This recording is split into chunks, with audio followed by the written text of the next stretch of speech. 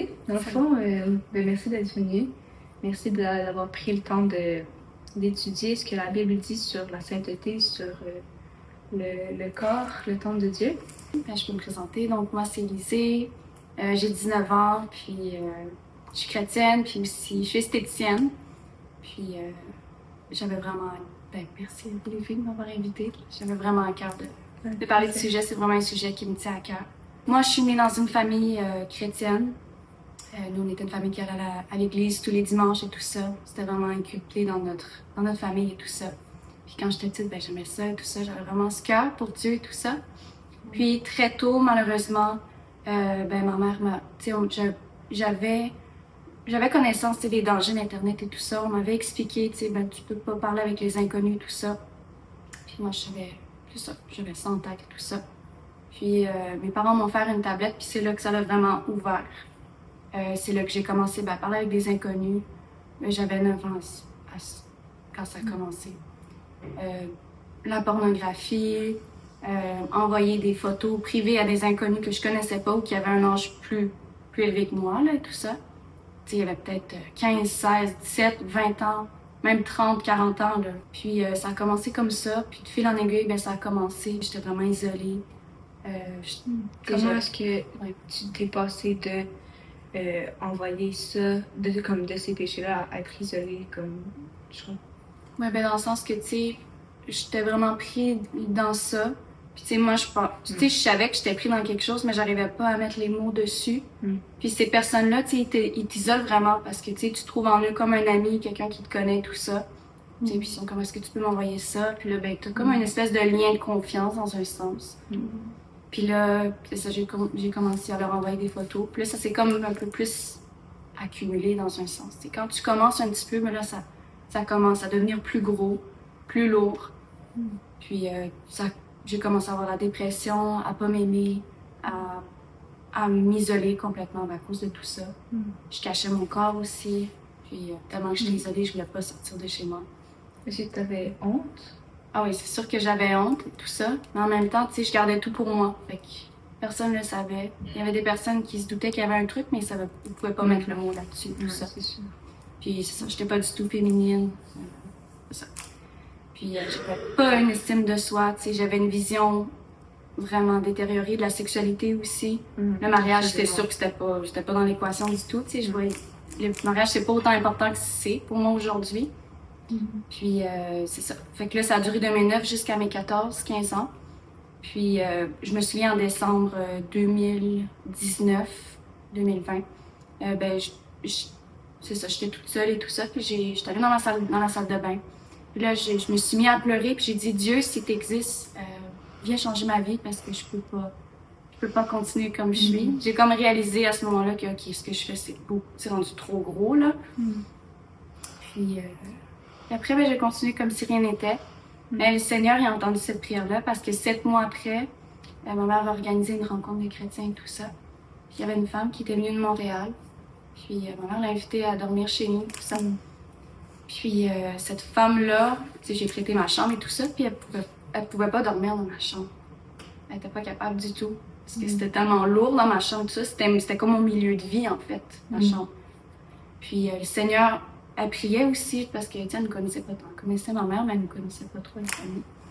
Puis le Seigneur lui disait, il faut que tu pries pour cette famille, il faut que tu pries pour cette famille, il faut que tu pries pour ces enfants-là. Puis là, la femme était comme, là, je les connais pas trop, tout ça, mais le Seigneur lui disait, il faut que tu pries pour cette famille-là.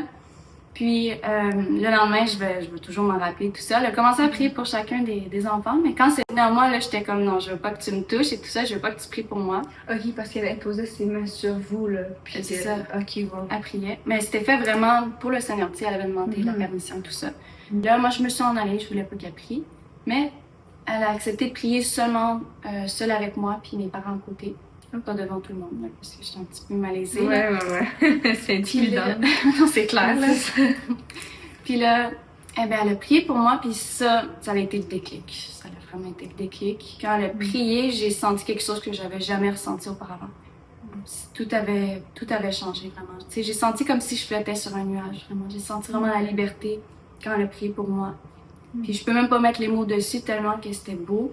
Tu sais, je me suis sentie vraiment de se libérer, en fait, toutes ces chaînes que j'avais, tous ces trucs que je cachais. Il avait perdu de son emprise sur moi, en fait. Wow. Puis qu'est-ce qui a changé dans ton comportement après cet événement déclencheur-là? Ah ben, je dirais, à partir de cette prière-là, ben là, c'était durant le temps de la COVID, fait que le Seigneur a commencé à montrer c'était quoi une femme selon lui, c'était quoi la sexualité selon Dieu, parce que la pornographie, tu sais, on le sait, c'est pas le plan de Dieu, c'est pas la sexualité. Ça détruit la femme, là, puis ça... Oui. Ça donne une vision fausse aussi, c'est ça, de toutes ces choses-là. Fait qu'il m'a montré tout ça, puis il a changé mon comportement, ma confiance en soi est redevenue ça, là, comme une fleur là, qui pousse. Là. C'est sûr que c'est quelque chose que je travaille encore, mais le Seigneur a vraiment restauré ça. Il a restauré ma féminité aussi parce que je n'étais pas du tout féminine, je me cachais beaucoup. Mais là, je prends plus soin de moi. C'est ça. Toute ma vision a vraiment changé.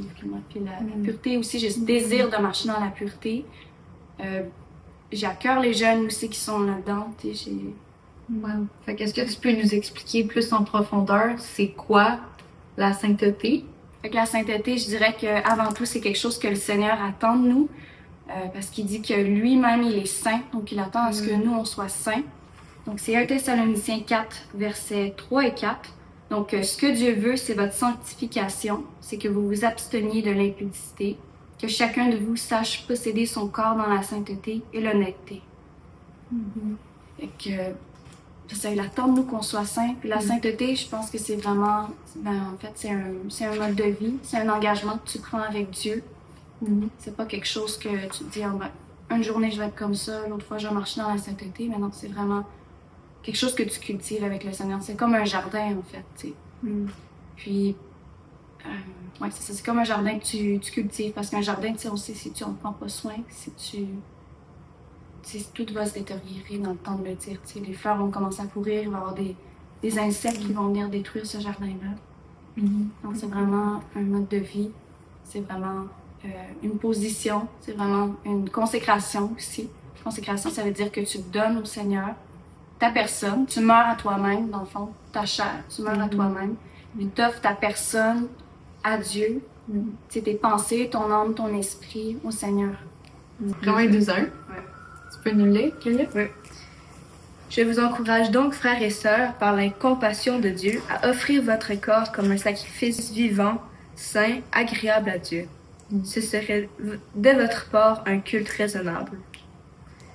Je vais même lire le verset 2. Là. Ne vous conformez pas au monde actuel, mais soyez transformés par le renouvellement de l'intelligence, afin de discerner quelle est la volonté de Dieu, ce qui est bon, agréable et parfait. C'est bon que tu aies lu le deuxième parce que, tu sais, après savoir qu'il faut que tu sois mise à part, il faut que tu distingues qu'est-ce qui est de ce monde puis qu'est-ce qui n'est pas de ce monde. Toi, ce que tu as vécu, ça venait clairement pas de Dieu, toutes ces attaques de l'ennemi-là, tellement jeune, 9 ans, là, t'es vulnérable. Puis dans le monde où ce qu'on vit aujourd'hui, l'électronique, c'est quelque chose qui nous atteint direct quand on est jeune. Puis il n'y a pas juste des bonnes choses là-dedans, il y a beaucoup de mauvaises choses. Premièrement, on a juste fait le point de discerner ce qui est bien, ce qui est mal. Premièrement, pour faire ça, il faut se mettre dans la parole de Dieu, puis il faut l'étudier, parce que c'est ça, c'est la vérité. Même quand j'étais dans le monde, en fait, j'entendais la parole et tout ça, je la lisais. Oui, je la lisais, mais je la lisais pas personnellement. Moi, tu sais, je l'entendais, je la lisais, mais ça rentrait d'une oreille, mais ça sortait de l'autre. Ça faisait pas racine en moi. Fait que c'est ça. Tu sais, j'étais là comme en étant pas là aussi. Même si tu lisais pas complètement la Bible, pas nécessairement avec un cœur disposé, est-ce qu'il y a des moments où ces promesses que tu lisais, ils ont refait? Tu sais, des fois, là, quand que je suis comme dans un désert spirituel, puis là, j'ai des promesses qui me reviennent en tête, qui viennent de l'esprit. Ça t'est déjà arrivé comme ça? Ou? Pendant que j'étais comme dans le monde et tout ça? Ouais. Je dirais non. J'étais vraiment complètement déconnectée. Tu sais, je lisais avec ma mère, tout ça, mes frères et sœurs, mais ça pénétrait pas dans mon cœur et tout ça, parce que le péché faisait partie de ma vie, en fait. Quand t'es pris dans le péché, c'est difficile pour toi d'entendre ces vérités-là, d'avoir des choses, d'être plongé dans la parole parce que tu te sens sale. Moi, je pensais pas que Dieu m'aimait et tout ça. Tu sais, je savais que j'étais pris dans quelque chose et tout ça, mais je pouvais pas dire que Dieu pouvait m'aimer, tu sais, sur personne, tu sais. Que Dieu existait même, tu sais, j'avais des doutes aussi, tu sais, j'étais comme pas trop certaine parce que Si on se souvient dans ma prière, j'ai dit si t'existes. Fait que, tu sais, j'étais comme entre les deux, tu sais. Je savais qu'il était là, mais il était pas réel vraiment pour moi. Comment est-ce qu'on met la sainteté en pratique? Comment est-ce qu'on l'applique dans nos vies? C'est ça que... Qu'est-ce que tu en penses? Qu'est-ce qu'on fait? Oui. Ben, je dirais que la clé, vraiment, ce qui est le plus important, c'est d'avoir l'intimité avec Dieu, dans le fond. C'est de là que ça commence. C'est des temps de prière, des temps dans la louange aussi, parce que la prière, t'es direct en communication avec Dieu. La louange, ben, le Seigneur, tu sais, siège au milieu des louanges. Fait, tu sais, puis le Seigneur est saint en plus. Donc, si le Seigneur règne au-dessus de la louange, s'il est saint, ben, d'autant plus, t'es vraiment dans un environnement qui est saint, en fait. Puis c'est là que ça a commencé avec moi au début, quand le Seigneur a commencé à me restaurer. Tu sais, j'avais des temps de prière, des temps où je me mettais de la louange, puis tu sais, je pleurais parce que le Seigneur était comme en train de, pas me déconstruire, mais il était en train de reconstruire une nouvelle identité en moi. Il était en train de vraiment rebâtir tout ce qui avait été brisé. C'est ça, ton cœur était brisé, était Oui. endurci aussi par le péché. Fait que détruire cette dureté de cœur, ça a dû faire mal, mais au final, ça t'a tellement transformé. Puis ça, c'est beau, c'est vraiment beau. C'est quand je pleurais, tu sais, c'est vraiment la liberté. Tu sais, je pleurais pas parce que j'étais triste, c'est pas ça. C'est parce que j'étais confrontée à quelque chose qui était simple et qui m'aimait beaucoup et tout ça. Là. Fait que quand tu expérimentes ça, ça change ta vie au complet. Et je dirais aussi qu'il faut être rempli du Saint-Esprit. Donc, si je peux sortir dans Galates 5,16. Donc, je dis donc, marchez selon l'Esprit et vous n'accomplirez pas les désirs de la chair. Car la chair a des désirs contraires à ceux de l'Esprit et l'Esprit en a de contraires à ceux de la chair. Ils sont opposés entre eux afin que vous ne fassiez point ce que vous voudriez. Clairement, on voit que quand on marche par l'Esprit, ben, on n'accomplit pas les désirs de la chair. Quand on est rempli de l'Esprit, oui, on a une nature qui est pécheresse, mais je pense qu'on doit faire de la pureté de notre nature. C'est notre nature. Oui. Parce que, tu sais, on dit souvent, tu sais, on a une nature pécheresse, mais on a... Fait que se réapproprier cette nouvelle identité. C'est ça. Oui. Fait qu'en étant rempli du Saint-Esprit, c'est ça, t'accomplis plus les désirs de la chair. Mais c'est sûr que le Seigneur nous donne, tu sais, le Seigneur nous donne le libre arbitre. Tout ça. Tu sais, on a quand même une nature qui est pécheresse et tout ça. Mais on doit choisir, est-ce que je veux marcher par l'Esprit ou est-ce que je veux marcher selon ma chair? Est-ce que je vais être un pour Dieu ou est-ce que je vais avoir un pied dans le monde, un pied avec lui? Il y a Ésaïe, justement, dans la Bible. Il a renié, en fait, les bénédictions qui lui étaient promises. Il a renié les promesses éternelles qu'il devait avoir. Il a renié son droit d'aînesse pour un plat de bine. C'est quand que Jacob lui a offert. Ouais, c'est ça. C'est ça. Fait qu'il faut faire sûr que nos sens ne dirigent pas notre vie, puis que notre corps soit utile pour la gloire du Seigneur et non que notre corps surpasse l'Esprit du Seigneur qui habite en nous. Je comprends. Parce que, tu sais, nos sens sont censés glorifier Dieu et non nous glorifier nous-mêmes. Fait que je crois que c'est aussi un processus de la sainteté de mettre ton corps à l'œuvre du Seigneur pour sa gloire à lui. Ésaïe 6, ça parle de la sainteté de Dieu. Puis tu sais, comme tu l'as mentionné tantôt, en tant que peuple choisi, on est appelé à refléter notre Dieu qui est saint. Puis dans Ésaïe 6, on voit là à quel point Dieu, il est saint, vraiment là. Comme juste le verset 3, où ils se criaient l'un à l'autre, les anges. Saint, Saint, Saint est l'Éternel, le Maître de l'univers. Sa gloire remplit toute la terre. Puis là, ben, c'est comme dans l'hébreu, la culture juive, c'est que comme l'emphase est mise par répétition. Je pense que nulle part ailleurs dans la Bible, on retrouve une répétition genre de 3 fois. Tu sais, Jésus, quand il dit en vérité, je vous le dis, comme vous le savez, Jésus, c'est un rabbin. Puis quand il disait à ses apôtres, suivez-moi, c'était littéralement suivez-moi, parce que là, vous prenez en note ce que je dis, puis tout ça. Puis quand il commençait ses sermons ou ses enseignements par en vérité, je vous le dis, il mettait en emphase l'importance par la répétition. Mais là, Jésus l'utilisait juste comme 2 fois. Puis là, on voit dans Ésaïe que Dieu, il est 3 fois saint. Ça, c'est vraiment comme le degré le plus... le plus haut. Ouais. Notre nouvelle identité en Dieu, on est aussi son temple. Oui. Le corps, c'est le corps de Christ aussi. Donc, comment est-ce qu'on peut le vivre, ça? Comment être ce temple, dans le fond, Oui, c'est ça. Ben, je dirais, tu sais, c'est vraiment que tu t'offres au Seigneur. Vraiment, quand tu t'offres ton corps au Seigneur, t'es vraiment un sacrifice vivant pour lui. Corinthiens 6:20. Donc, car vous avez été rachetés à un grand prix, glorifiez donc Dieu dans votre corps et dans votre esprit qui appartiennent à Dieu. Donc, on a été rachetés vraiment à un grand prix. Donc, ici, on parle de vraiment que c'est Jésus, en fait, qui est venu donner sa vie pour nous. Par son sang, on est justifié, on est purifié de tout péché. Et puis, dans ce verset-là, ça nous demande, en fait, de glorifier Dieu dans notre corps. Dans notre corps, mais non seulement dans notre esprit aussi. Ces choses-là, ben, ça appartient à Dieu, en fait. C'est vraiment de refléter Dieu au travers de notre corps, de notre personne, en fait. Puis, en étant ce corps qui est rempli du Saint-Esprit, ben, en fait, c'est ça, t'accomplis pas plus les désirs de la chair, mais t'as quand même... La volonté de Dieu aussi. C'est ça. Puis t'as aussi, tu sais, le choix, tu sais, de marcher selon la chair, faire ce que tu veux, tout ça, marcher dans le péché.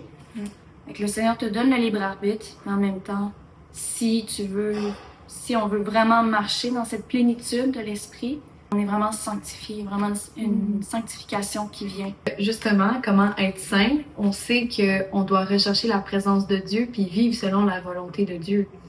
Donc, Josué, on voit un passage dans son histoire à lui, dans Josué 5, 13, 15. Comme Josué était près de Jéricho, c'est juste avant, dans le fond, la bataille de Jéricho, il leva les yeux et regarda. Voici, un homme se tenait debout devant lui, son épée nue dans la main. Il alla vers lui et lui dit, « Es-tu des nôtres ou de nos ennemis? » Il répondit, « Non, mais je suis le chef de l'armée de l'Éternel, j'arrive maintenant. » Josué tomba le visage contre terre, se prosterna et lui dit, « Qu'est-ce que mon Seigneur dit à son serviteur? » Et le chef de l'armée de l'Éternel dit à Josué, « Ôte tes souliers de tes pieds, car le lieu sur lequel tu te tiens est saint. » Et Josué fit ainsi. Donc on voit vraiment que lorsque Josué s'est dit, « Seigneur, je suis ton serviteur et je veux faire ce que tu me dis de faire », l'Éternel lui a dit, « Le lieu où ce que tu es saint. » Puis tu sais, dans l'Ancien Testament, c'était pas n'importe quel endroit qui était saint. Ben, c'était juste le prêtre qui pouvait entrer dans la présence de Dieu, dans qui était l'espace saint. discerné puis qui représentait le péché. C'est ça, tu sais, puis le fait que l'Éternel dise à Josué comme le lieu où ce que tu te trouves, il est saint, parce que t'es dans ma présence, tu veux faire ma volonté. Je trouve que c'est quand même fort comme image. Puis je vais faire une petite parenthèse, tu sais, par rapport à entrer dans une terre sainte.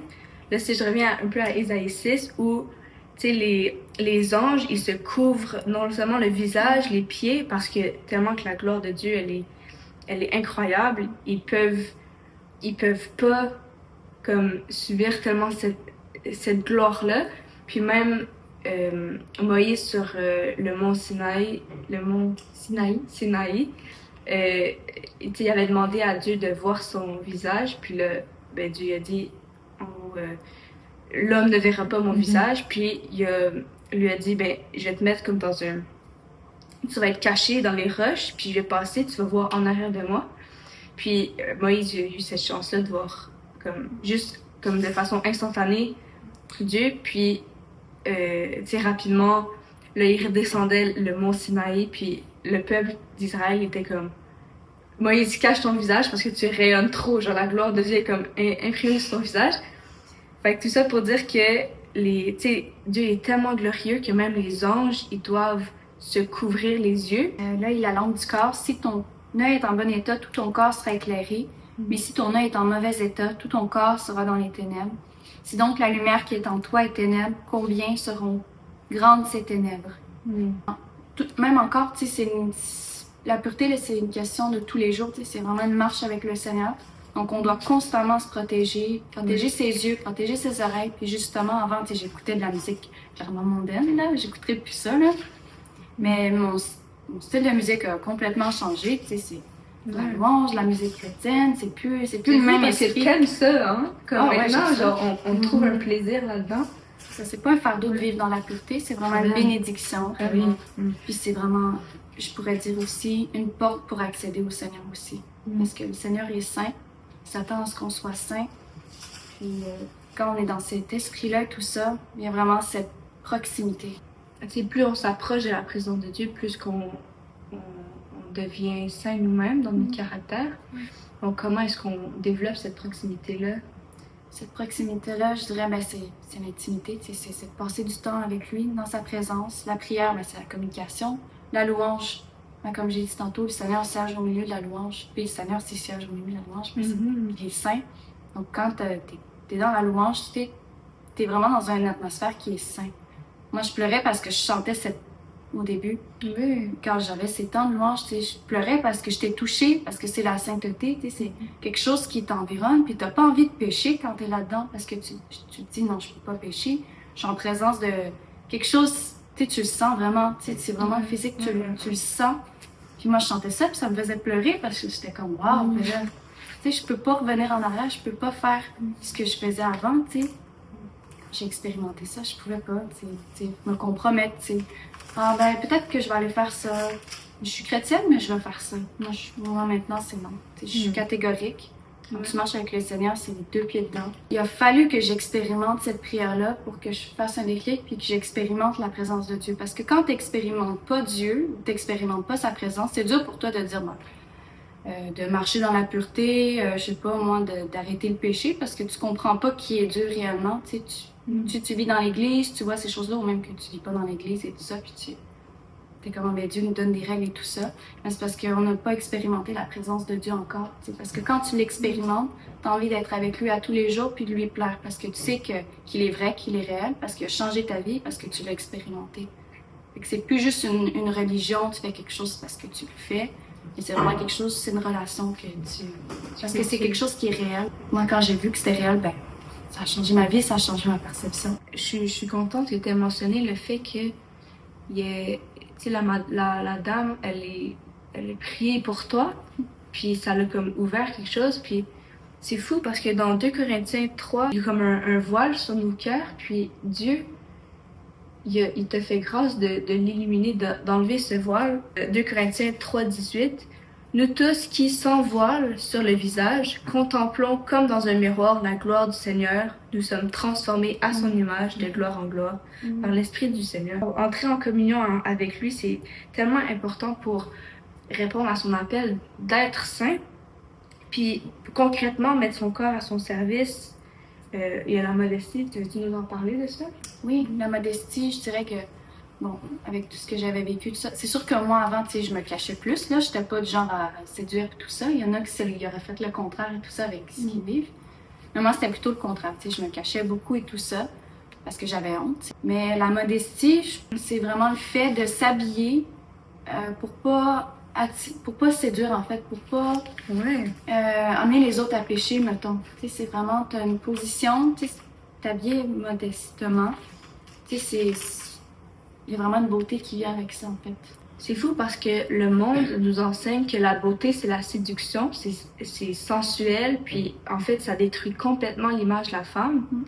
Puis, dans Ésaïe 3, il y a comme ce genre de liste d'épicerie sur, une femme qui est tellement belle, qui est tressée, les cheveux tressés, des boucles d'oreilles, des vêtements somptueux. Puis, je pense qu'il y a une place pour la beauté physique, de façon modeste, puis qu'il faut avoir du discernement. Mais ce qui rend tellement gloire à Dieu, c'est la beauté qui passe par le caractère, puis qui évoque plutôt, comme la noblesse, la dignité. Puis dans 1 Pierre 3 aussi, ça mentionne, ça parle de la beauté, que votre parure ne soit pas une parure extérieure, cheveux tressés, ornements d'or ou vêtements élégants, mais plutôt celle intérieure et cachée du cœur. La pureté incorruptible d'un esprit doux et paisible qui est d'une grande valeur devant Dieu. Ça, c'est ainsi que les femmes saintes qui espéraient en Dieu se paraient autrefois. Puis, fait que la sainteté, elle se manifeste clairement davantage par le caractère, puis moins par le physique. Clairement raison que ça commence par le cœur, mais oui, c'est vrai. Ça se reflète aussi de la façon que tu vas te comporter. Que tu t'habilles aussi, quelqu'un qui se respecte. La modestie, c'est totalement le caractère. Là. Une femme pourrait s'habiller n'importe comment, puis séduire par ses yeux, là, tout simplement, mais Ouais, comme moi-même, en fait, moi aussi, j'ai expérimenté la féminité. J'ai été comme transformée à ce niveau-là parce que avant, ben, j'avais les cheveux courts, je m'habillais comme un garçon. Et moi aussi, genre, je luttais avec beaucoup de péchés. Puis, à un moment donné, j'ai comme été libérée de la colère. Mon cœur, il se transformait. Puis ça se manifestait physiquement. Puis aujourd'hui, ben, je m'habille de façon plus féminine, je dirais. Mais moi aussi, mon caractère. Je crois que la modestie, comme tu as dit, ça commence par le cœur, mais au final, ça ressort ça de ton corps. oui. Puis ça se voit aussi physiquement, la transformation physique. Ouais, tu le vois, tu peux faire la différence entre une femme qui séduit puis une femme qui Ben s'aime, mais dans un bon sens, qui se respecte aussi, c'est ça, c'est vraiment un respect envers soi-même, puis envers les autres aussi, je dirais. Donc pour terminer, j'aimerais juste dire que c'est pas impossible de marcher dans la pureté, c'est quelque chose qui est possible. Puis ça, je pense que ça prend vraiment la volonté, en fait, ça prend vraiment une décision, tu sais, il faut vraiment que tu te dises, ok, moi je veux prendre la décision de marcher en totalité avec Jésus. Je veux vraiment marcher tout entier pour lui, pas avoir un pied dans le monde, un pied à l'extérieur. Je voulais vraiment juste comme m'encourager dans le fond, puis à dire que c'est pas impossible de marcher dans la pureté. C'est quelque chose qui est possible, au contraire. Ça prend vraiment, en fait, le désir de vouloir marcher tout entier pour Jésus, de vraiment aller plus loin avec lui. Puis je voulais terminer dans le fond avec Hébreux 2:18. Donc je trouvais que ça représentait vraiment bien. Là, quand j'ai tombé dessus, j'étais comme ok, wow, c'est le verset là. Fait que Hébreux 2:18, car ayant été tenté lui-même dans ce qu'il a souffert, il peut secourir ceux qui sont tentés, en parlant de Jésus. Si tu es tenté avec la pornographie, avec la masturbation, la sexualité, toutes ces choses-là, le Seigneur peut te libérer de ces choses-là. Puis il veut restaurer aussi la pureté, parce qu'il a restauré ma pureté aussi, parce que ma pureté était vraiment complètement corrompue. J'avais tout ce que j'avais vu, tout ça. Et puis c'est ça, il peut vraiment restaurer ça. Complètement. Ouais, carrément. Amen. Amen.